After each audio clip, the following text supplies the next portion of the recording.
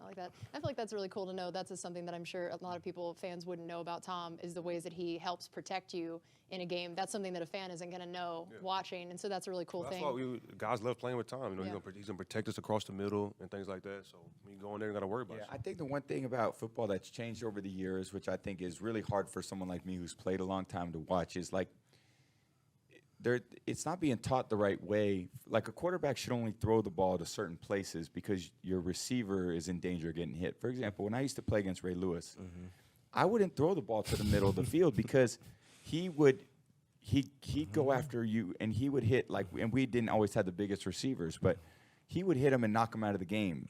And now every hard hit is a penalty on the defense. So I feel like they penalize defensive players for offensive mistakes.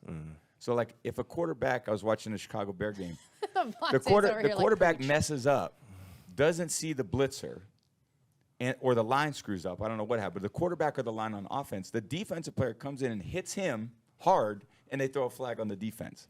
So they've almost moved the protection of your opponent to you, as opposed to where it should be, which is on yourself. Like, if you're a quarterback, you got to protect yourself and your players.